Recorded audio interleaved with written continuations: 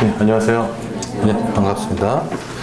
자, 오늘 풀어보신 문제는 국가배상법에서 가장 기본적이고 기초적인, 그렇다고 쉬운 건 아니었죠. 많이 출제되는 형태의 기본적인 형태의 문제죠. 특히 이제 1문이 국회법 5조, 6조, 그리고 2문이 2조. 특히 이제 두 번째 문제 같은 경우는 부작위로 인한 국가배상의 문제 나왔을 때 이제 어떻게 쓸 것인지 한번 연습하는, 그래서 전형적인 형태의 문제니까요. 특히 놓칠 만한 부분들이 뭐가 있을까? 특히 1문에서는 사실 1문의 1번 같은 경우는 쓰기는 그렇게 어렵지는 않죠.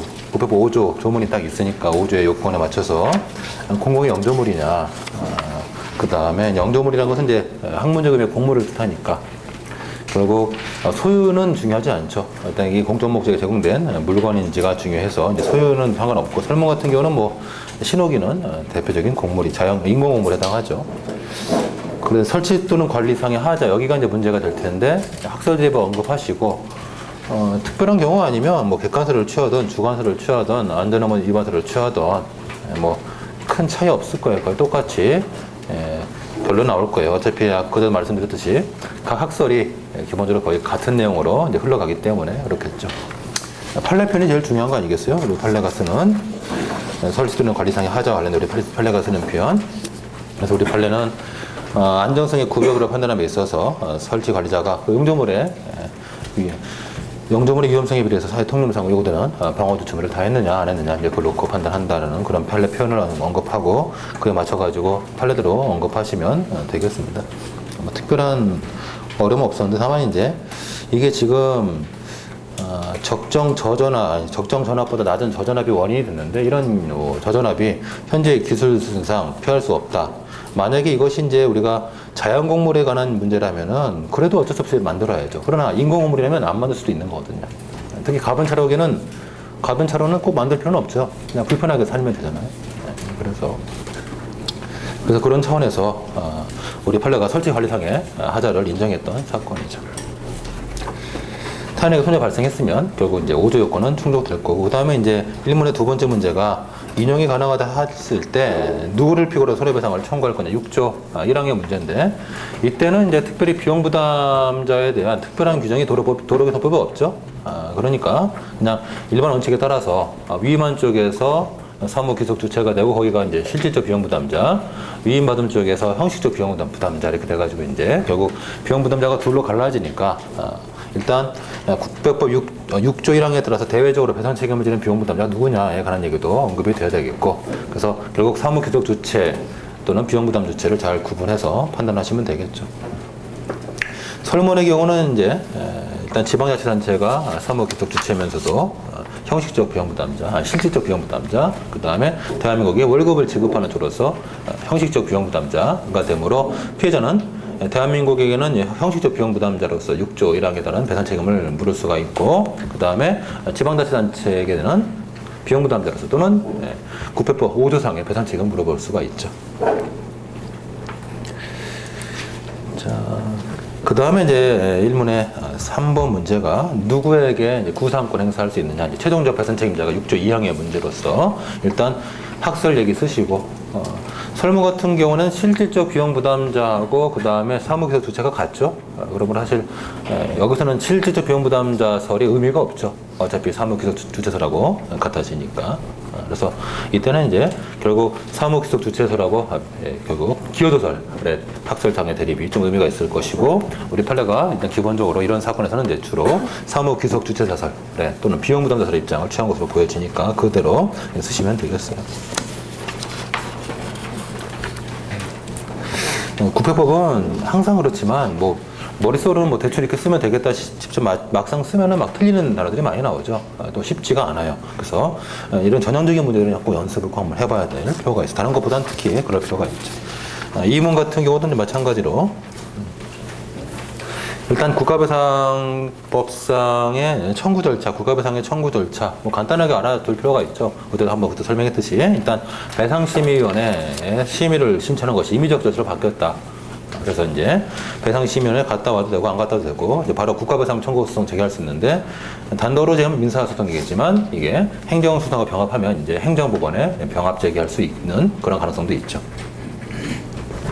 그 다음에 이제 인용 여부를 물어봤으니까 2조 요건의 성립 여부. 그래서 이게 이제 특별히 보시다시피 부작위로 인해서 지금 손해가 발생한 문제이기 때문에 부작위로 인한 국가배상에 관한 논의를 언급을 하셔야 되겠고, 이때 이제 뭐 국가배상의 성립 요건 여러 가지가 뭐 충족이 되겠지만, 특히 이제 문제가 되는 것이 위법성 파트에 따라서 자기 의무를 인정할 것이냐, 사익보호성 이런 것들을 언급할 거고, 설문의 경우는 자기 의무가 명문의 규정이 있죠. 아예. 그래서 뭐 조리에 의한 자기 의무 인정 여부를 쓸 필요가 없죠. 명문의 규정으로 자기 의무에 관한 규정이 있으니까 거기에 근거해서 자기 의무가 인정되고, 그런 자기 의무에 관한 규정이 사회보호 목적도 있다. 그래서 이제 그리고 이런 것들이 충족돼서 위법성이 인정된다. 그 다음에 이렇게 부작위로 인한 국가배상의 문제는 이제 여러분이 꼭 여러 개 되신다면 인과관계, 상당 인과관계 문제도 쟁점이 되니까, 그래서 부작위가 결과 발생의 직접 원인이 꼭 될 필요는 없죠.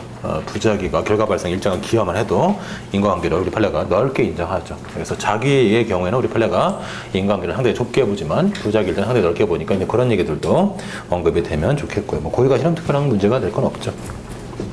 그래서 결국 900번 예, 2조상 요건을 충족한 데서 이런 기본적인, 특히 가장 시험에 출제 많이 되는 부작위로 인한 국가배상 문제를 한번 풀어봤습니다. 빠뜨린 부분이 있으면 잘 체크하셔서, 특히 이제 단어들 조심하시고 용례라든가 이런 것들 표현들 조심하시면 좋겠어요. 조문 그대로 그냥 풀어나가는 문제였죠. 자, 오늘 진도 한번 나갑시다. 오늘 뭐 언제나 그랬지만 오늘 어제 우리 말미에 이제 머리를 잠깐 한번 혼동하게 만들었던 이 재결 소송에 대해서 한번 계속 정리를 해보도록 하십시다. 자, 425페이지부터 다시 좀 볼까요? 425페이지. 자, 이제 여러분이 이제 시험 문제에서 지금부터 우리가 보는 것들을 많이 보시게 될 텐데, 머릿속에다가 구조를 딱 잡아서 일단 재결 고유의 위법을 인정할 거냐 말 거냐부터 머릿속에 정리한 다음에, 그에 관련된 판례가 있으면 판례들을 일단 따라가시는 게 좋겠고, 일단은 판례가 어떤 태도를 취했는지 꼭 알아두시고, 그래서 재결 고유의 하자가 있느냐 없느냐를 제일 먼저 보신 다음에, 만약에 재결 고유의 하자가 인정된다라고 판단된다면, 즉 재결 고유의 하자가 있다는 것은 재결로 인해서 비로소 불이익을 당했다는 얘기죠. 우리가 지금 보는 것은 내용상하자를 주로 볼 거니까, 내용상하자를 위주로 볼 거니까, 내용상하자가 있다는 것은 재결로 인해서 비로소 불이익을 받았다는 얘기예요. 그러면 결국 그 재결이 형성재결이냐 이행재결이냐 꼭 판단해서, 만약에 그 재결이 형성재결이면 형성재결만이 소외대상이고, 만약에 그 재결이 이행재결이면 이행재결뿐만 아니라 이행처분도 소외대상이다. 이렇게 결론 내리는 거예요. 머릿속으로. 그래서 일단 그렇게 머릿속에 딱 큰 틀을 딱 잡아놓고 그 틀대로 움직이는 거란 말이죠. 틀대로. 다시 한 번. 그러니까 재결고의 하자가 있다 없다 해가지고 재결고의 하자가 없다? 그냥 당초 처분, 즉 원처분 또는 표현상 변경되는 원처분 이렇게 쓰기도 하죠. 보통 가장 많이 쓰는 표현이 당초 처분 또는 변경되는 원처분이 소외대상이다. 그 다음에 재결고의 하자가 만약에 있다라고 판단되면 그 재결이 형성재결일 때는 형성재결만이 소외대상이다. 그리고 그 재결이 이행재결이 되면 이행재결 이후에 후속 행위가 필요하니까 이행재결뿐만 아니라 후속 처분, 즉 이행처분도 소외대상이다. 이렇게 머릿속에 딱 결론을 내놓고 이 알고리즘 속에서 이제 판례를 풀어가보자고요. 자, 그러면 이제 425페이지. 자, 다번에 우리가 어제 배웠던 이제 다번에 안 가고 이번에 제3자 행정에 대한 취소재결의 경우 소외대상에 관한 문제는, 자, 머릿속에 이제 삼각형으로 해서 갑과 을과 행정처 이렇게 구조를 만들어가지고 생각해 보시고, 그런 관계에서 한번 우리 427페이지 문제를 한번 풀어보십시다. 일단 문제부터 먼저. 427페이지. A씨와 B씨의 구간에 시외버스 운송 사업을 하고 있는 갑이 최근 자가용 이용의 급증으로 시외버스 운송 사업을 하는데 상당한 어려움에 처해 있다. 그래서 그런데 X가 갑이 운영하는 노선에 대해서 인근에서 대규모 운송 사업하고 있는 을에게 새롭게 시외버스 운송 사업 면허를 해줬다. 자, 지금 갑과 을이 서로 지금 대립하고 있죠. 갑과 을과 행정처 X 이렇게 껴 있어요. 이때 밑에 3번 문제. 위사원에서 갑이 을에 대한 시외버스 운송사업 면허의 취소를 구하는 행정심판은 취소심판이겠죠. 취소심판을 제기해서 나올 수 있는 인용재결은 크게 세 가지죠. 취소재결, 변경재결, 변경명령재결 세 가지가 있지만 그 중에 이런 형태에서는 취소재결만 가능하단 말이에요. 그렇죠. 다시 천천히. 그러니까 취소 재결, 취소 명령 재결, 변경 재결, 변경 명령 재결 네 가지가 있었는데 그 중에 취소 명령 재결은 2010년에 삭제가 돼버렸어요. 그래서 과거에 그런 판례가 있더라도 이제는 그런 판례가 의미가 없어요. 이미 없어진 제도니까. 그리고 이제 저기 남아있는 게 취소 재결이 있고, 취소 재결이 있고, 변경 재결이 있고, 변경 명령 재결 세 가지가 있는데, 이때 변경이라는 것은 제가 항상 누누이 말하지만, 변경이라는 것은 자, 어떤 처분의 강도를 깎아 나가는 거예요. 불이익한 처분의 강도를 깎아 나가는 게 이게 변경이란 말이죠. 그래서 다시 말하면, 면허 취소를 면허 정지로 깎는다, 이렇게. 또는 면허 정지를 더 가벼운 정지로 깎아 나가면서 다른 거를 바꾼다든가, 이렇게. 이런 게 변경이란 말이죠. 그러므로 설문의 경우에서 행정심판위원회가 할 수 있는 재결은 취소 재결밖에 없단 말이에요. 그러면 결국 취소 재결 나왔을 때 취소 재결로 인해서 비로소 의리 불이익을 받게 되죠. 그죠? 취소 재결 때문에 자신의 허가가 날아가 버리니까. 그러니까 그래서 일단 취소 재결에 고유한 하자가 있다. 첫 번째. 그러면 이 취소 재결은 두 번째 형성재결이죠. 이런 취소 재결만 소외 대상이고 그 재결 이후에 행정청이 취소 통지를 했던 뭐 취소 처분했던 뭘 하든 간에 이것은 아무런 법적 의미가 없는 단순한 관념의 통지에 불과하다. 끝. 이렇게 풀면 되는 거죠. 끝났어요. 그래서 그 상태에서 그래서 거기 보시면 뭐 해설도 별거 없죠. 그래서 제일 먼저 뭐 2번에 가서 이제 원처분주의 재결주의 관한 얘기를 쓰시라는 얘기고 3번에 가서 위원회 취소 재결이 소송 대상이냐라는 것은 결국 재결 고의 하자가 있느냐 판단해 보라는 얘기고 그렇다 했을 즉 그렇죠. 이 재결 때문에 비로소 불이익을 받잖아요. 자신 허가가 날아가니까 그러면 4번에 가서 이제 이 취소 재결 이후에 행정청에 취소 처분이 또 있을 거예요. 보통 있어요. 통지를 해줘야 되니까 취소 처분이 있는데 이게 아무런 법적 의미가 없다는 얘기죠. 그래서 이런 관계에서 문제가 풀어나가는 겁니다. 그래서 결국 갑은 취소 재결만을 대상으로 삼아서 소송을 제기할 것이다. 이렇게 끝나는 거죠. 밑에 2011년 사실 문제도 똑같아요. 똑같아요. 뭐 완전히 똑같은 문제죠. 사람만 이름만 달라지고 똑같은 형태의 문제. 넘어가도록 하십시다. 자, 그 다음에 426페이지로 와보세요. 왼쪽으로 와서 왼쪽으로. 거기 판례들이 있는데 판례들이 좀 특이한 판례들이 좀 있어서 좀 같이 좀 봐야 되겠습니다. 일단 자 426페이지 제일 상단에 있는 판례를 한번 보시죠. 제일 상단. 자, 이 판례를 제가 좀 설명해 드릴 테니까 이거는 좀 기억을 해 보세요. 자, 갑이라고 해봅시다. 갑이 이제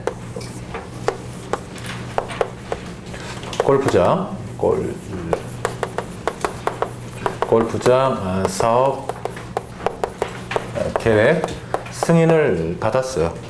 돈이 상당히 많은 사람이죠. 그래서 골프장 사업 계획 승인을 받아서 이제 골프장을 건설하면 되죠. 그래서 저 골프장 사업 계획 승인을 받았기 때문에 골프장 이제 건설만 하면 돼요. 할 건데 자. 일단 건설하기 전에 이제 착공 신고를 하는 거죠. 그래서 착공에 들어갔다. 착공 이렇게 하겠다. 그래서 착공 계획서를 제출해요. 그래서 착공 계획서를 제출해 가지고 이것을 이제 수리를 받죠. 수리.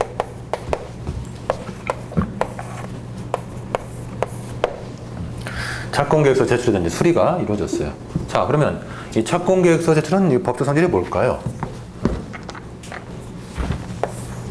이는 정보 제공적인 신고죠.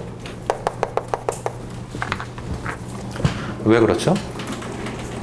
골프장 사업계획 승인을 받음으로써 이미 골프장을 건설할 수 있는 법적 지위는 이미 다 얻어놨죠. 건물을 그냥 지으면 돼요. 그러면 이건 뭘 하는 거냐? 골프장을 짓고 있다는 사실을 알리는 것이죠. 그냥 이렇게 짓겠다. 이렇게 짓고 있다. 그래서 혹시 내가 승인받은 것과 달리 만약에 골프장 짓고 있으면 와서 감독하라 뭐 그런 취지에서 알리는 거죠. 정보 제공적 신고죠.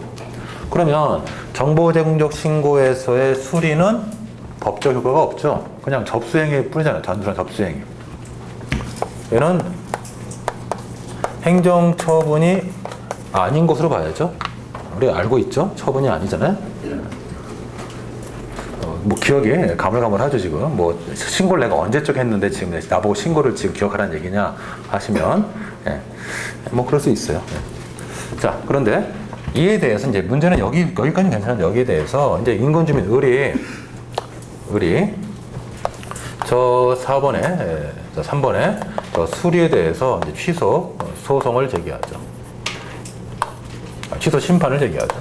소송이 아니고 심판, 행정심판위원회라는 곳에다가 이제 수리에 대해서 취소 심판을 제기해요. 그러면 이거 사실 부적법 각하 제기를 해야죠. 그죠?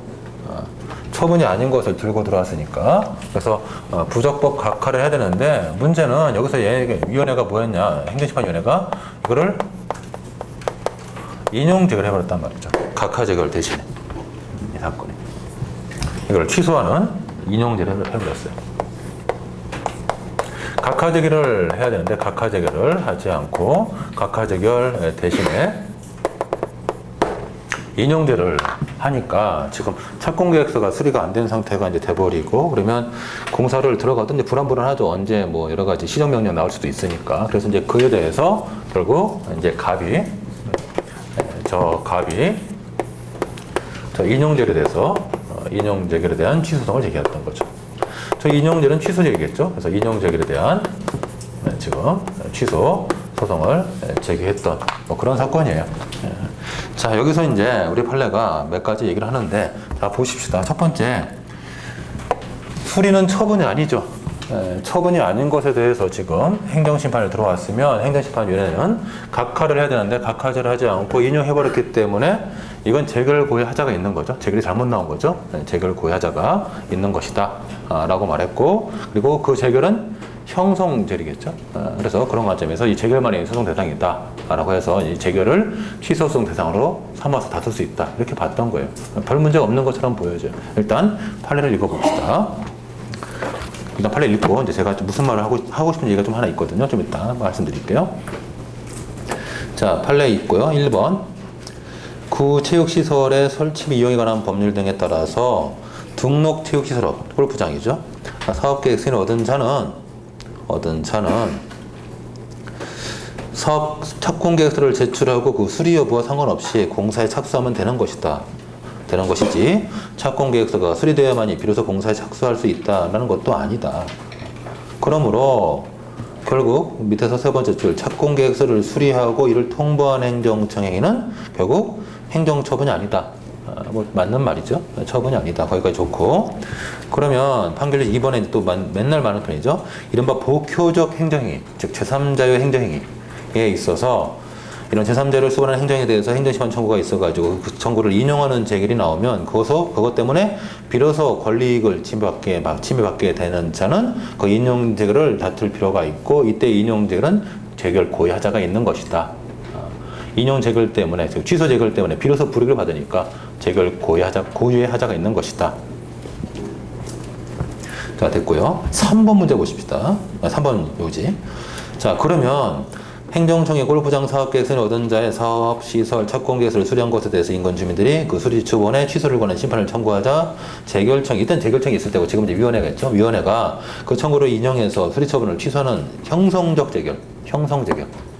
취소 재결을 했을 때 그 수리 처분 취소 심판 청구는 행정심판 대상이 되지 아니해서 부적법 각하해야 함에도 불구하고 위 재결은 그 청구를 인용해서 수리 처분을 취소했기 때문에 재결고 하자가 있다. 별 문제 없는 것처럼 보여져요. 그죠? 자, 그러나 저는 조금 이 판례가 약간 의문이 가는 게, 한번 들어보십시다. 참고로 수리행위가 행정처분이 아니죠. 판례 따를 때 수리행위가 행정처분이 아니면은 결국 뭐가 행정처분이죠? 수리는 아무것도 아닌 거고, 그러면 인용재결, 이것이 처분이죠. 인용재결이. 그러면 얘는 재결이지만 실질은 뭐야? 실질은 처음 나온 처분이죠. 그러니까 이것은 재결이라고 평가할 것이 아니라 이게 처음 나온 처분이에요. 사실 엄밀히 말하면. 그러니까 물론 판례 큰 틀에 대해서는 별로 반대할 생각은 없는데, 그래서 인용 재결이 소송의 대상이 될 수밖에 없다, 이건 반대할 생각은 없는데, 다만 우리 판례 표현은 수리가 마치 원처분이고 그 다음에 이제 인용재결이 재결이다, 이렇게 이제 표현하고 있지만, 사실 이건 엄밀히 말하면 수리 자체가 처분이 아니니까 저 인용 재결이 처음 나온 행정처분이죠. 처음 나온. 그러므로 이에 대해서 다투는, 그냥 기본적으로 이것은 19조 단서의 문제가 아니고 19조 본문적인, 다시 말하면 원처분을 다투는 그런 형태의 구조다라는 거죠, 사실은. 한번 들어보세요. 자, 뭐 결론적으로는 뭐 큰 차이는 없어요. 어차피 뭐 판례 입장에 대해서 결론적으로는 큰 차이는 없는데 다만 중간 설명하는 과정에서 우리 판례가 재결 고유에 위법이 있다라고 말하는데 이건 내가 볼 때는 재결이 아니라 이건 원처분이다라는 얘기예요. 이런 것들은. 그래서 이제 제가 보통 이 판례 설명할 때 보통 바보들의 행진이라고 보통 이름 붙이는 것이 자 일단 을도 바보죠. 근데 을은 바보일 수 있죠. 잘 모르잖아요. 일반인들은 뭐 수리가 처분인지 아닌지 어떻게 알아요. 그런데 누가 문제 해결은 행정심판위원회가 문제죠. 이거 각하야 되는데 인용했으니까 첫 바보 한 명, 1번 바보 1번, 그 다음에 또 하나 바보가 법원도 바보이죠. 왜 바보예요? 이건 재결이 아니고 자기가 자기 입으로 수리가 처분이 아니다라고 해놓고서 자기 입으로 재결 고하자겠다라고 말하는 것은 이건 자기가 바보라는 것을 시인하는 거죠. 그래서 조금 그런 점에서 판례가 좀 이상한 면이 있지만 결론적으로는 뭐 큰 차이는 없지만 중간 과정에서 조금 문제가 있어요. 그 다음에 이제 먼저 오른쪽부터 판례를 좀 보시면 이 오른쪽에 있는 판례는 어떤 거냐면 이제 이것도 한번 설명해 드릴게요. 427페이지 오른쪽에 있는 판례 먼저 설명하고 다시 왼쪽으로 와야 될 것 같아요. 이게 아주 유명한 사건인데 이거 그 정노환이라고 아세요? 정노환? 보성정노환, 뭐 동성정노환, 정노환. 요즘도 나온다고 하던 것 같던데 정노환이 그게 지사제. 저도 한 번도 본 적은 없는데 들어는 많이 봤는데 지사제. 그래서 설산할 때 그 멈추게 하는 약이래요. 그래서 지사제. 그래서 뭐 그런 약이 있다는데 저도 직접 먹어본 적은 없고 많이 구경만 해봤던 기억이 나네요. 그래서 그 정노환이 두 가지가 있었던 거예요. 그러니까 보성정노환, 보령정노환, 동성정노환. 그래서 이제 예를 들면 그래서 이제 하나의 어떤 제약회사가 지금 뭐 정노환이라는 이름을 따가지고 지금 영업을 하고 있는데 또 하나에게 또 정노환 이름을 또 주는 거죠. 그래서 동성정노환, 보령정노환, 동성정노환. 자 그러면 우리가 이제 그것을 이제 상법적인 문제도 되지만 상법적인 상호에 관한 분쟁이기도 하지만 우리는 행정법도 바꿔봤을 때 자 의약품 자 일단 기존 업자를 해봅시다. 기존의 업자인데 가백에 다시 신규로 의약품 제조 허가를 내주는 거죠. 자, 기존 업자고. 근데 뭐 예를 들면 이렇게 할까요? 을을 이름을 붙여서 뭐랄까요? 보령정노환. 그 다음에 여기는 뭐 동성정노환 이렇게 해볼까요? 자, 이러니까 이제 기존에 영업하고 있는 이 을이 이걸 이제 다투고 싶은 거죠. 그렇죠?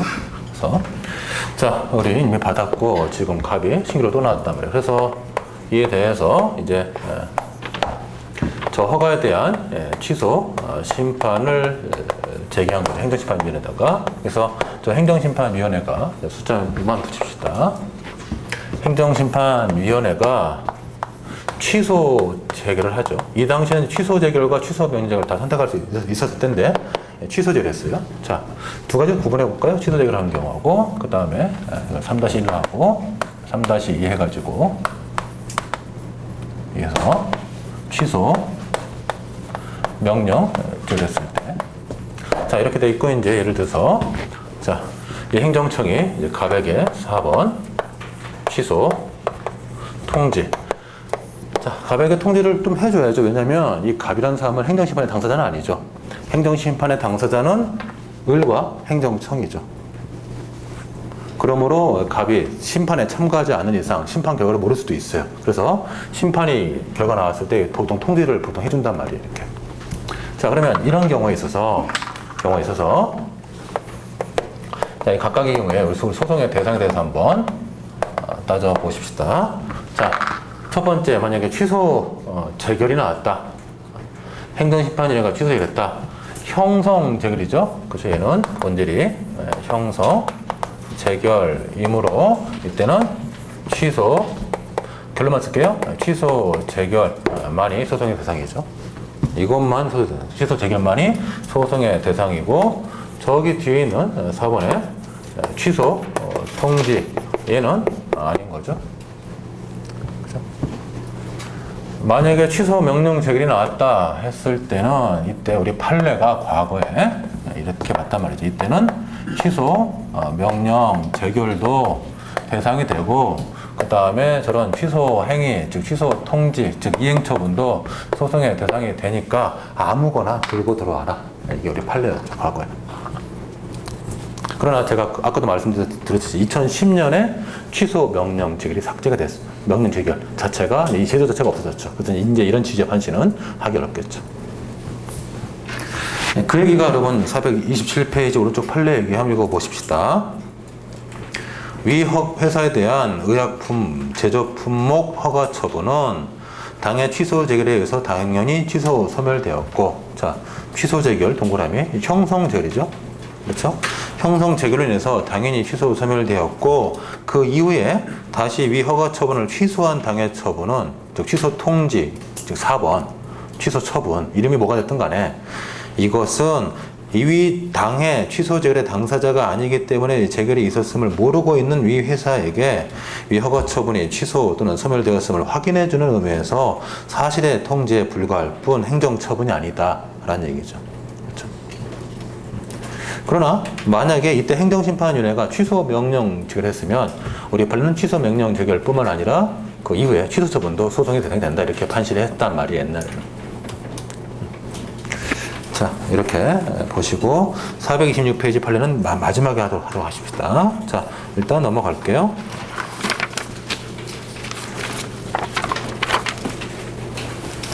자, 문제는 어제 이제 간단히 설명했던 428페이지 일부 취소 재결, 그리고 처분 변경 재결, 그리고 처분 변경 명령 재결 428페이지 여기 논의들이죠. 자, 어제도 잠깐 말씀드렸는데 이 세 가지에 대해서 우리 판례는 재결 고유의 위법이 없다라고 말하죠. 처음부터. 재결 고유의 하자가 없다고 말하니까 이 세 가지는 항상 우리 판례는 당초 처분이 소요 대상이다. 당초 처분. 근데 가만히 보면 당초 처분이 그대로 남아있는 게 아니고 깎여져 있죠. 변형돼 있죠. 그래서 감경된 또는 변경된 당초 처분, 즉 변경된 원처분이 소요 대상이다. 이렇게 항상 판례는 그런 표현을 쓴단 말이죠. 자, 예를 들어서 제가 6개월 영업정지를 받았는데 행정심판을 제기했더니 3개월로 깎아줬더라. 이게 일부 취소재결이죠. 일부 취소재결. 제가 6개월 영업정지를 받았는데 3개월로 깎아주되 3개월에 가름하는 과징금 부과처분을 했더라. 이게 변경재결이죠. 제가 6개월 영업정지를 받았는데 3개월 영업정지로 깎되 3개월 영업정지에 가름하는 과징금을 부과하라고 행정처에게 명령했다. 이게 변경 명령재결이죠. 이 세 가지에 대해서 우리 판례는 다 뭐예요? 결국 원처분이 깎여 있다. 원처분이 변형된 또는 감경된 상태로 남아 있다. 그래서 변경된 원처분 또는 감경된 원처분, 이것이 소요 대상이다. 이렇게 말한단 말이에요. 이런 뉘앙스죠? 우리 판례 얘기는 이런 뉘앙스 아니겠어요? 원래 만약에 6개월 영업 정지가 있었는데 이게 3개월로 깎여졌다는 얘기는 결국 뭐예요? 이 6개월 부분에 붙어 있는 것들 중에서 3개월 부분이 제거되고 나머지 이 3개월이 유지된다, 이런 뜻이잖아요. 이렇게. 그래서 우리 판례가 그래서 원처분이 그대로 남아있다. 다만 감경된 상태로, 변경된 상태로 남아있다. 그래서 당초 처분이 소요 대상이다. 좀 더 깊이 말하면 감경된 원처분, 변경된 원처분이 소요 대상이다. 이렇게 말한단 말이죠. 그래서 판례 따르면 그냥 원처분만이 소요 대상이죠. 자, 그러나 학설 중에는 일부 취소 말고 특히 이제 변경이라든가 변경 명령 이런 것들에 대해서 우리 학설 중에는 좀 시비를 거는 사람들이 있어요. 그래서 이런 경우에는 결국 후속 처분이 선행 처분을 대체했다. 예를 들면 6개월 영업정지를 받았는데 과징금으로 바뀌었다는 얘기는 6개월 영업정지가 없어지고 과징금으로 대체됐다. 바뀌어졌다. 즉 선행 처분의 뒤에 흡수됐다. 이렇게 보시는 사람들이 있단 말이에요. 이런 입장에 따르면은 결국 후행 처분만 남아 있으니까 결국 재결 고의 하자가 있다. 이렇게 설명하는 분들이 있죠. 그래서 재결 고의 하자가 있다라고 봐가지고 결국 재결이 소요 대상이 되는데 그 재결이 형성 재결인 뭐 일부 취소 또는 변경 재결일 때는 그 재결만이 소요 대상이 되겠지만, 만약에 그 재결이 변경 명령 재결 같은 이행 재결일 때는 재결에 따른 후속 행위도 소요 대상이 될 수 있으니까 결국 그 둘 중에 선택할 수 있는 것이다, 이런 주장을 한단 말이에요. 좀 이해되시나요? 그래서 그런 스타일 안에서 풀어가자고요. 그래서 자, 여기를 결국 이제 제가 테마를 묶어가지고 놨던 이유는 거기 양가로 2번에 일부 취소 제기라든가 변경제는 결국 크게 보면 형성결이죠. 그죠? 형성되리니까. 그렇잖아요. 크게 보면 일부 취소 재결. 자, 일부 취소는 양쪽으로 깎는 거죠. 깎는 거고, 변경은 바꾸는 거지만 깎는 것과 똑같은 거죠. 그래서 이 두 가지는 기본적으로 형성, 재결의 성격을 갖고 있어요. 그러면 이런 경우에 들어있어서 여러분이 제일 먼저 생각할 것이 재결고에 하자가 있느냐, 없느냐. 그래서 만약에 재결고에 하자가 없다라고 본다면 결국 당초 처분, 즉 원처분이 소외대상이죠. 그죠? 그 견해가 하나 있을 거고, 그 다음에 재결고에 하자가 있다라고 보는 견해가 있겠죠. 그런 견해에 따라가면 이 재결은 뭐니까? 형성재결이니까 이 형성 재결만 소외대상이죠. 그래서 이런 변경 재결 또는 일부 취소 재결이 소외대상이다. 견해가 두 가지가 있죠. 이 두 가지 쓰면 되죠. 끝. 그래서 거기 보십시다. 이번에 이거로 가본 불이익한 처분. 자, 제가 뭐라 그랬어요? 불이익한 처분. 처음부터 불이익한 처분. 자, 일부 취소라든가 변경 재결은 수익적 처분에서 나올 수 없어요. 불이익한 처분을 당한 자가 제기할 때만 나온단 말이에요. 그러니까 앞에 우리가 지금 제3자 행정에는 주인공이 갑을 2명이 나오면 여기는 무조건 갑 1명밖에 안 나와요. 갑. 딱 1명. 그래서 이 갑이라는 사람이 불이익한 처분 당하죠. 면허 취소, 면허 정지 이런 것들 당한단 말이죠. 그래서 그런 불이익한 처분에 대해서 취소를 구하는 심판을 제기했을 때는 그때는 위원회가 선택할 게 많아요. 다 취소할 수도 있고 일부만 취소할 수도 있고 아니면 변경할 수도 있고 변경 명령할 수도 있고 선택할 게 많단 말이죠. 이때 변경은 어차피 변경은 제가 아까 말씀드렸죠. 불이익한 처분의 정도를 깎아나가는 거기 때문에 이때는 위원회가 선택할 게 많단 말이에요. 그럴 때 위원회가 일부 취소하는 재결 또는 변경하는 재결 등을 했을 때 이때 재결 고유의 위법이 인정될 것이냐 말 것이냐에 따라서 대상이 달라질 수 있다. 자, 나번의 학설. 그래서 일부 취소 재결이라든가 변경 재결은 원처분의 강도를 감경한 것에 불과하다. 깎아나간 것에 불과하다. 원처분이 그대로 남아있다. 결국 재결 고유의 위법은 없다. 그래서 일단 원처분이 소외대상이다. 이게 원처분설, 즉 변경된 원처분설 또는 당초 처분설이죠. 그래서 보통 이렇게 말하죠. 뭐 6개월 영업정지가 3개월로 깎였으면 3개월 영업정지로 감경된 원처분. 만약에 면허 취소 처분이 6개월 영업정지로 바뀌었다라면 6개월 영업정지로 변경된 원처분 이렇게 말하면 되죠. 이렇게 말하죠. 자, 그 다음에 이 견해하고 그 다음 또 하나의 입장이 2번 행정심판기관에 의한 변경 재결 같은 경우는 당초 처분을 대체하는 거다. 바꾸는 거다. 당초 처분은 없어지고 새로운 처분 나온 거다. 그러므로 이 변경 재결만이 소외 대상이다. 이게 바로 변경 재결서. 이해되시죠? 이런 경우는 이제 재결과 하자가 있고 이 재결이 형성 재결이니까 이 재결이 소외 대상이다. 그래서 이 두 가지 입장이 이제 만들어지는 거란 말이죠.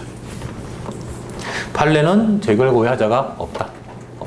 이럴 때는 원처분의 정도가 깎여나가는 것뿐이지 재결 때문에 비로소 불이익을 받는 것이 아니다. 그래서 결국 재결 고의 하자가 없다. 변경된 원처분설 또는 당초 처분설을 취하고 있죠.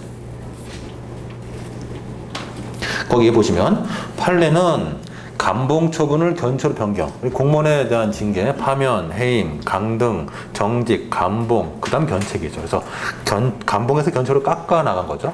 바꿔나간 거죠. 그래서 감봉 처분을 견책으로 변경했는데 이때 이에 대해서 취소성에서 소청심사위원회 재량권의 일탈남용은 재결고의 유비 아니다라는 것은 결국 이 견책 처분에 대해서 소송을 제기한다면 재결고의 하자가 없다라는 얘기니까 결국 원처분의 하자가 있다 이런 식으로 이제 본 거란 말이죠. 그래서 우리 판례가 당초 처분서를 이제 원처분서를 취하고 있다라고 평가하는 거죠. 결국 판례 입장을 나번에 지지하고 있죠. 판례 입장대로 보자. 그렇게 보시는 게 좋겠어요. 왜냐하면 그렇게 봐야지만이 나중에 뒤에서 우리가 보게 될 여러 가지 적극적 변경 처분도 있겠고, 뭐 그 밖에 이제 뒤에 가서 조세 감액 경정도 같은 맥락이거든요. 우리 판례가 깎아나갈 때는 항상 이렇게 원처분을 깎아나갈 때는 원처분이 소외대상이다 이렇게 보고 있죠. 자, 그렇게 판례가 보려는 이유는 뭘까요? 이렇게 꼭 굳이 변경된 원처분서를 취하려는 이유는 이유가 뭐가 있을까요? 제소기간을 판단할 때 제소기간의 기준이 되는 처분이 원처분이니까 원처분을 중심으로 판단하라는 얘기예요. 자, 여기까지가 일단 한 단락이 끝나고, 자, 그 다음에 이제 시험에 맨날 나오는 얘기가 이제 양가로 3번이죠. 변경, 명령 재결. 명령 재결. 자, 위하고 같은 형태지만 조금 다른 것은 위에 거는 형성 재결, 밑에 거는 이행 재결이죠. 자, 그러면 여기도 한번 이거 밑에 보시기 전에 한번 생각해 보십시다. 재결 고유의 하자가 없다라고 보는 게는 당초 처분서를 취하겠죠. 그죠? 변경된 원처분설. 그 다음에 재결 고유의 하자가 있다라고 보는 게는 이게 지금 이행재리니까 이행 재결도 소외 대상이다. 그리고 이행 처분도 소외 대상이다. 이렇게 나오겠죠. 그럼 학설이 크게 세 가지잖아요. 그죠? 그잖아요. 그래서 첫 번째 당초 처분설, 즉 변경된 원처분설. 두 번째 변경 명령 재결설. 세 번째 변경 처분설. 세 가지 나오는 거죠. 끝. 그래서 첫 번째 입장. 그래서 그렇게 말하는 거죠. 그래서 보자고요. 오른쪽에 429페이지. 일단 그 학설 3개 중에 3번 학설부터 먼저 보시죠. 순서상 3번 학설부터. 학설. 변경 명령들은 원처분의 강도를 변경하는 것에 불과하다는 입장에서 변경된 원처분에 의해서 대상이다. 이게 이제 재결 고유하자가 없다. 없다. 그래서 재결 고유하자가 인정되지 않기 때문에 그냥 당초 처분이 수혜 대상이다. 요거 견해죠. 그죠?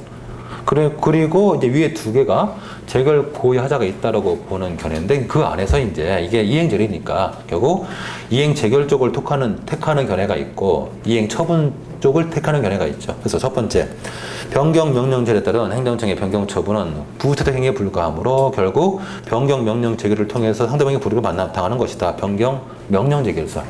그리고 밑에 변경 명령제에 따른 변경 처분에 직접 구체적인 불이익을 가하니까 변경 처분설. 세 가지 입장이 있는 거죠. 그래서 위에 두 가지는 재결 고유하자가 있다라는 것을 전제로 해서 그 재결이 이행 재결이니까 결국 나오는 견해들이고 밑에 세 번째 입장은 재결 고유하자가 없다라고 전제해서 푸는 입장이죠. 자, 가운데 참고로 읽어보시고 자, 우리 다번에 판례, 우리 판례는 변함없이 변경된 원처분설. 원처분설. 그래서 변경된 원처분설을 다루기 검토를 취하시면 될 텐데 이제 문제는 여기서 문제가 발생하죠. 왜냐면 변경된 원처분설과 변경처분설은 사실은 똑같죠. 말장난에 불과하죠. 그렇잖아요. 변경되는 원처분설. 예를 들면 우리가 면허 취소를 받은 원고가 행정심판을 제기했더니 이제 6개월 정지로 변경하라. 그걸로 딴 걸로 할까요? 다른 거 합시다.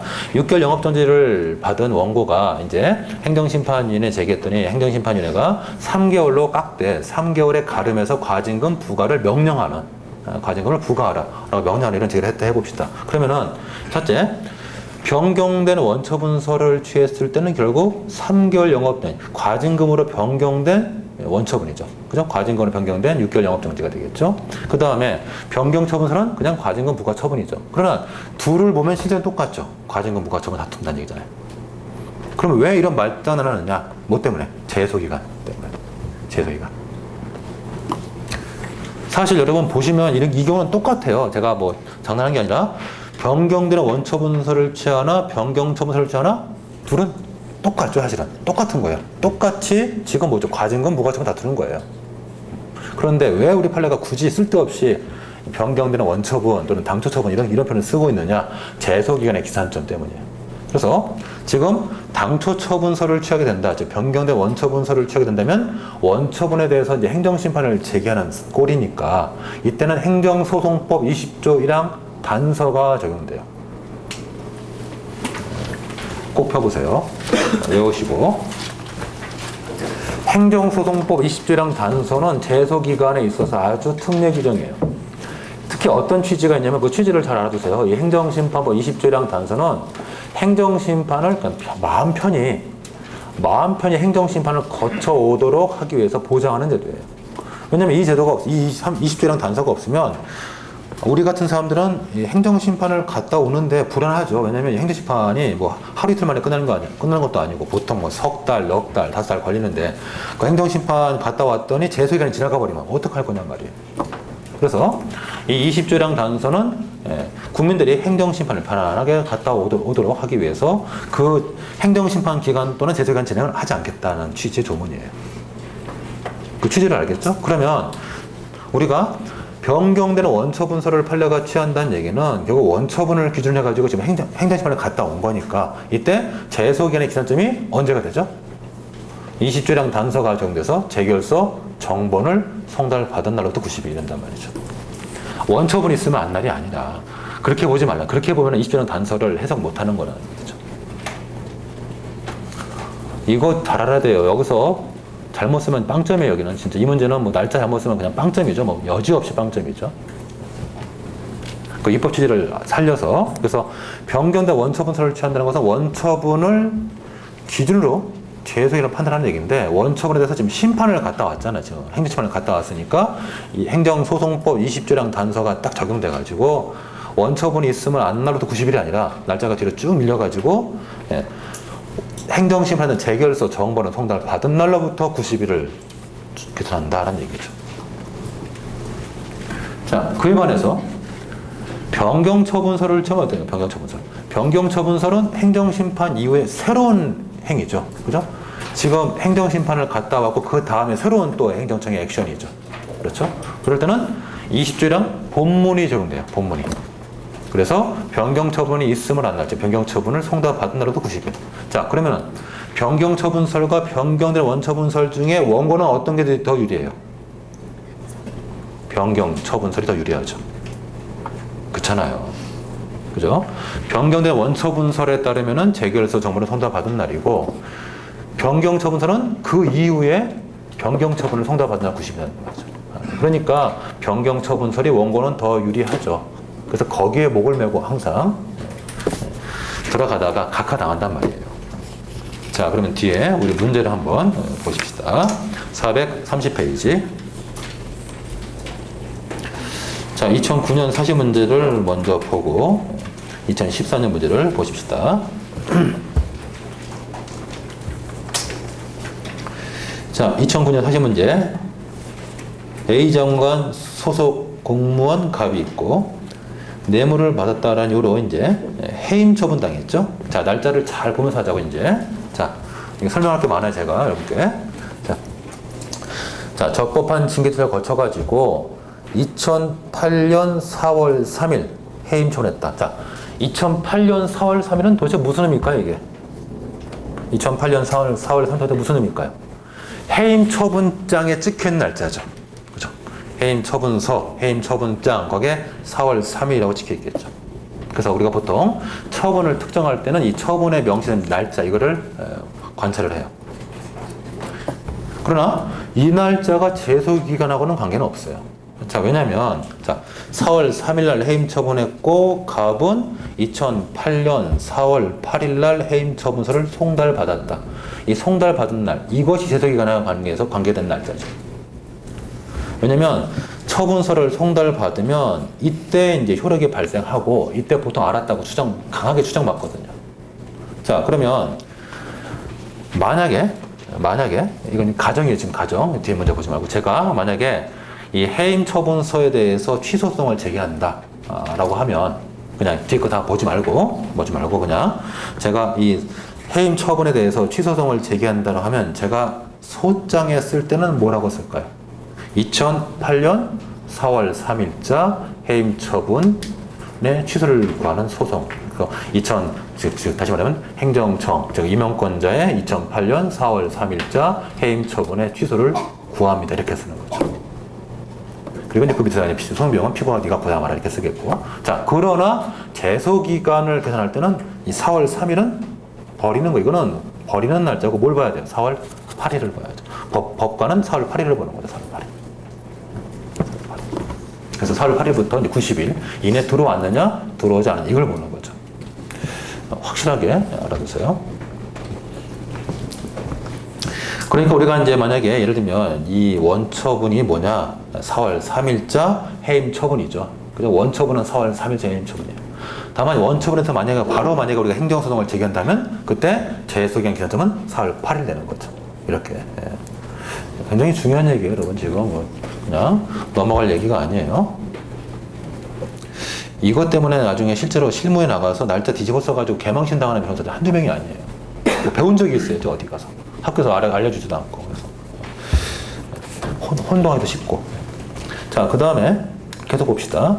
이에 갑은 소청심사위원회에다가 위 해임 처분이 위법 부당하다고 주장하면서 소청심사를 청구했다. 소청심사위원회가 2008년 7월 25일, 이거는 무슨 의미죠? 역시 이 변경 명령 재결서, 이 재결서에 찍힌 날짜죠. 거기 명시된 날짜고 7월 25일 날 해임을 3개월의 정직 처분으로 변경하라는 취지의 명령제를 했고 이게 7월 30일 송달됐다. 우리에게 관심 있는 날은 7월 30일이죠. 그죠? 7월 30일 재결서 정본이 송달된 날. 그 다음에 그 뒤에 A 장관은 2008년 8월 5일 날 정직 처분을 했고 이 정직 처분에 찍혀 있는 날짜가 8월 5일이고 이것이 실제로 송달돼서 영수증에 찍혀 있는 날짜가 8월 10일이죠. 그죠?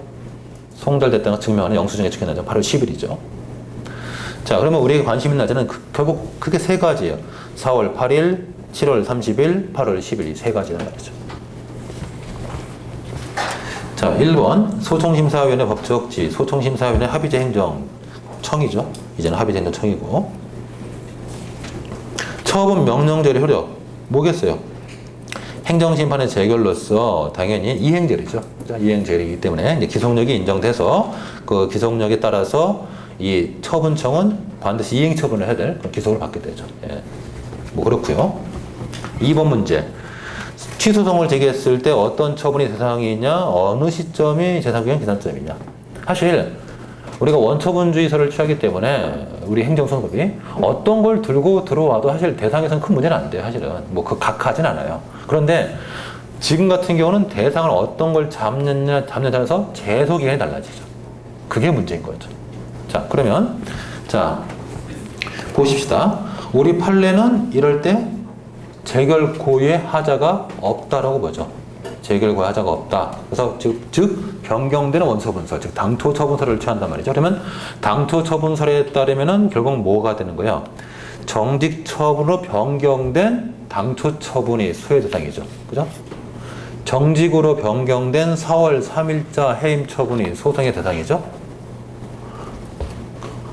우리가 소장을 쓸 때 정직처분으로 변경된 4월 3일자 해임처분 이렇게 쓴단 말이죠.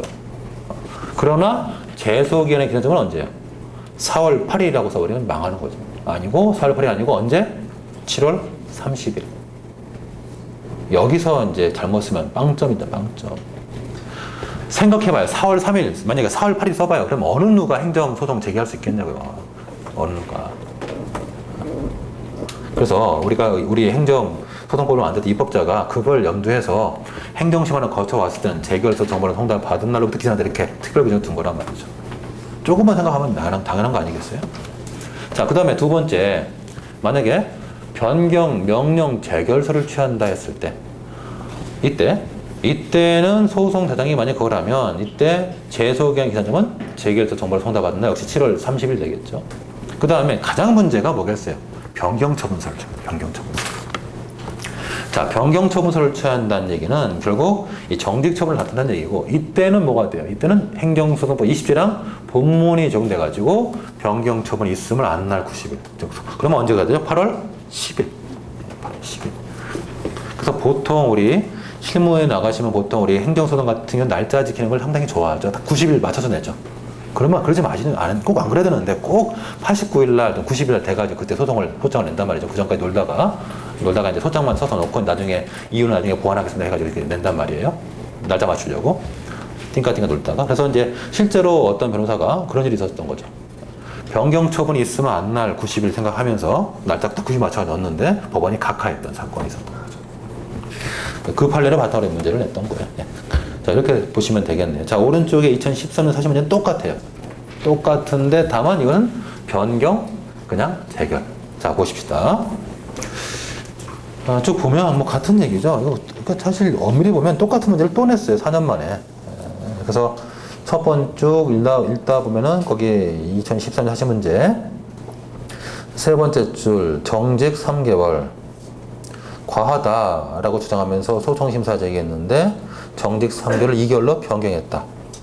일부 취소 또는 변경 제리죠. 일부 취소라고 봐도 되고 변경을 봐도 되고 어쨌든 형성 제리죠. 자, 그러면은 뭐 1번 이쪽 1번은 옆에 1번하고 똑같고 2번 갑은 위에 2개월의 정직기간 만료 전에 X시의 소송심사위원회가 내린 정직 2개월도 여전히 무겁다고 주장하면 소송을 제기하고자 할 때 이때 취소소송의 피고하고 대상 왜 제소기간을 안 물었을까요? 이건 제소기간이 똑같거든요. 뭘로 가든 간에 뭐밖에 없어 이때는 지금 당초처분설과 변경 재결. 유통하기 수밖에 없죠. 그렇죠. 그러면은 당초 처분서를 취한다 할지라도 재소견은 재결서 정보를 송달받은 날. 변경 재결서를 취해도 역시 똑같은 날이죠. 그래서 재소견은 물을 필요가 없죠. 똑같으니까. 그래서 소송의 대상이 뭐냐에 따라서 피고가 달라질 수 있으니까 그것만 물어본 거죠. 그래서 소송의 대상이 뭐냐? 만약에 변경되는 원처분서를 취하면 원처분청이 피고가 되겠다. 자, 변경 재결서를 취하면 행정심판위원회가 피고가 되겠다. 그래서 그것 때문에 이 행정심판위원회 법조사들을 일본에서 물어본 거죠. 행정심판위원회가 이제는 행정심판위원회가 아니 소송심사위원회가 합의행정청이다. 합의행정청이고, 그리고 이 소송심사위원회 지금 변경죄는 이것은 형성죄이다. 그거를 이제 일본에서 묻게 하는 거고, 그래서 이문에서 이제 소송 대상이 무엇이냐에 따라서 피고가 달라지는 거죠. 판례에 따르면 재결 고의하자가 없다라고 보니까 결국 뭐야? 변경된 원처분, 즉 당초 처분이 소유 대상이고 피고도 원처분청이 되겠죠. 재소견의 기산점은 재결서 정보를 송달받은 날이 되는 거고 이렇게 되는 거죠. 그래서 이 부분에 대해서 확실하게 옷을 박아 두십시다. 작년 병식 문제는 이거는 뒤에서 좀 종합적으로 좀 더 본 다음에 할게요. 이건 좀 이따가 어차피 소위까지 같이 좀 해야 되니까 그래서 이거 잠깐 빼놓고 나중에 좀 이따가 하도록 하십시다. 자, 넘어가세요. 넘어가시고 그 다음에 이제 436페이지의 음행심판 같은 경우는 아직 판례가 없어서 문제를 내겠나 좀 싶기도 하지만 또 워낙 음행심판이 이제 중요하니까 음행심판을 낸 다음에 살짝 묶어서 낼 수도 있어서 한번 같이 보십시다. 마본의 음행심판에 대한 인용적을 나왔을 때 소송의 대사.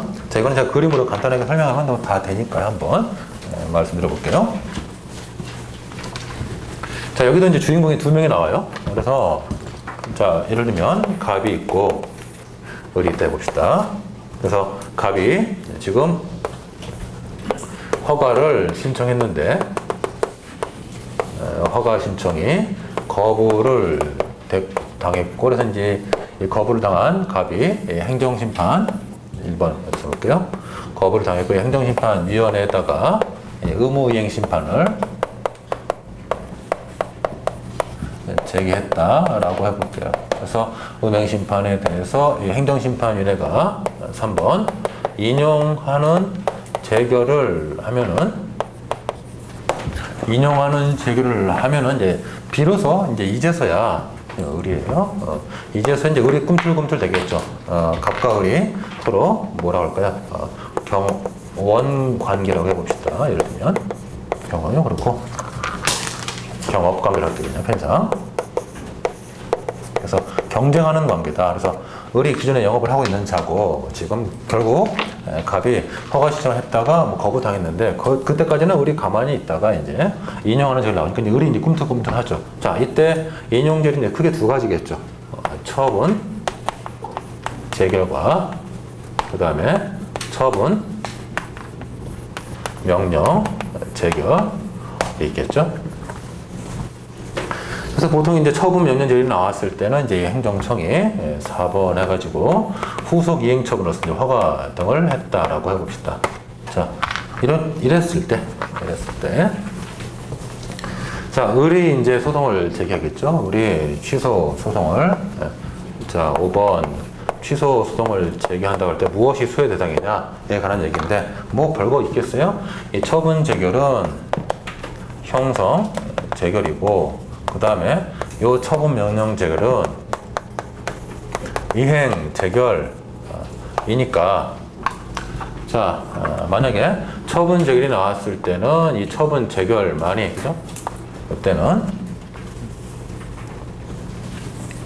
자, 이 경우에는 요것만이 소송의 대상이 되겠죠. 처분 재결만이 소송의 대상이 되죠. 이 처분 재결이 났다는 얘기는 그 위원회가 허가를 내줬다는 얘기니까 그러면 그것 때문에 을이 비로소 불이익을 받잖아요. 그래서 그 을은 당연히 이 처분 재결만 다투게 되겠죠. 만약에 처분 명령 재결이 나왔을 때 요때는 이것을 대상으로 소를 제기하든지 또는 저기 4번 즉 허가 즉 이행처분 4번 이걸 대상으로 삼든지 선택할 수 있는 거죠. 그래서 요걸 들고 들어와도 되고, 저 4번에 해당하는 저 허가 처분, 즉 이행 처분을 들고 들어와도 되고, 둘 다 된다 라는 얘기죠. 끝. 그 얘기는 결국 뭐예요? 이 논의는 재결 고의 위법이 있다는 얘기죠. 위법이 있는 경우고, 이제 재결 때문에 비로소 불이익을 의리받는 거잖아요. 받고 그 재결의 종류를 잘 살펴봐서 판단하면 되네요. 자, 보면 그래서 마번에 음행심판에 대한 인용재결 나왔을 때 소외대상 1번 형성재결일 때 처분재결 같은 형성재결 나왔을 때 형성재결에 따라서 비로소 곧바로 법률관계 발생 변경되므로 결국 재결고하자가 인정된다. 형성재결만이 소외대상이다. 양걸 이번에 이행재결 나왔을 때 그래서 처분명령재결 같은 이행재결 나왔을 때 어떻게 되겠느냐 해서 이행처분이다. 이행재결이다. 선택 가능하다. 입장이 있는데 우리 판례는 양가로 4번 종전에 존재했던 즉 처분명령재결과 동일하게 같은 구조의 성격을 갖고 있는 취소명령재결의 경우에 우리 판례는 둘 다 선택 가능하다. 취소명령재결과 취소처분 둘 다 선택 가능하다. 이렇게 본 바가 있어요. 그래서 그거를 고려봤을 때 여기 둘 다 선택할 수 있는 걸로 생각하자라는 얘기죠.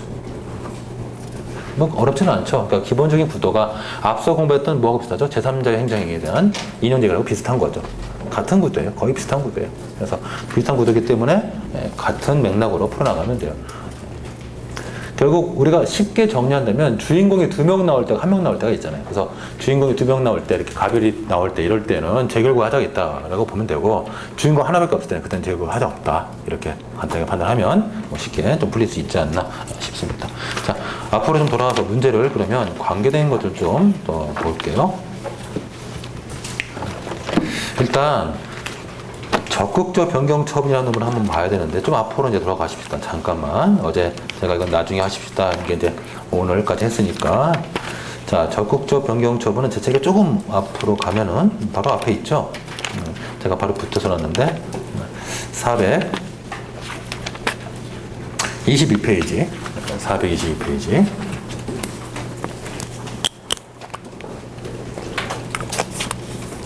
자, 방금 봤던 우리가 일부 취소 재결, 변경 재결, 적극 변경 명령 재결 그것과 같은 구도긴 한데 얘는 조금 다른 게 이거는 처분청이 자기가 스스로 바꾸는 거예요. 예를 들어서 우리가 지금 앞에서 봤던 것들은 우리가 행정심판을 제기해서 행정심판위원회가 일부 취소하거나 변경하거나 변경 명령을 한 거죠. 이건 그게 아니라 면허 취소를 했던 처분청이 그냥 스스로 면허 정지를 바꾸는 거죠. 스스로. 물론 이제 스스로 바꾸지 않고 뭔가 중간에 있었겠죠. 보통 이제 뭐 상대방이 뭐 민원서를 제기한다라든가 좀 봐주세요 이렇게 로비를 한다라든가 뭐 어떻게 해가지고 됐겠지만 어쨌든 겉으로 보면 결국 행정청이 자신의 처분을 스스로 바꾸는 거예요. 스스로. 자, 그러면은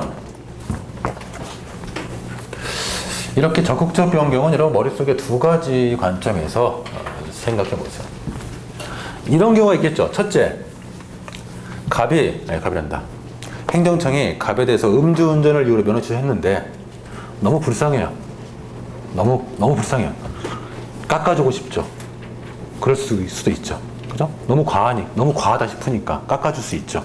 자, 그러면 배경이 되는 사실관계는 똑같죠. 그죠? 음주운전을 했다라는 사실은 변함이 없어요. 다만 갑이 불쌍하니까 깎아준다는 얘기예요. 우리가 이런 것을 기본적 사실관계가 같다라고 보는 거죠. 그러면은 기본적 사실관계가 같다. 결국 적극적 변경 처분은 적극적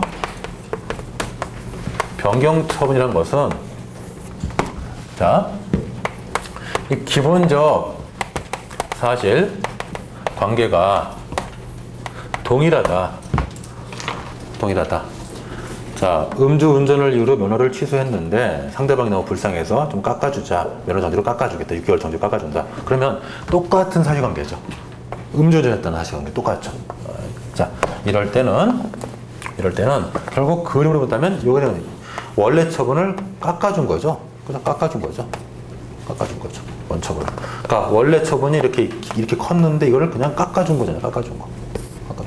자, 그래서 이때는 뭐 당초 처분에서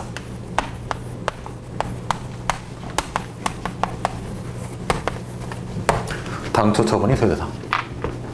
다만 이건 뭐야? 변경된 원처분이죠, 결국. 그죠? 감경된 원처분이죠. 자, 이게 되겠고 그 다음에 자, 기본적 사실 관계가 동일하지 않다. 기본적 사실관계가 동일하지 않다. 예를 들면 갑에게 음주운전을 이유로 면허를 취소했단 말이죠. 그런데 보니까 갑이 음주운전을 안 했어요. 그래서 그 처분은 없애버리고 다만 갑이 신호위반한 사건이 있었다. 그걸로 면허 정지한다. 이럴 수 있는 거죠. 그럼 다른 사건이잖아요. 동일성이 없죠. 이럴 때는 변경 처분.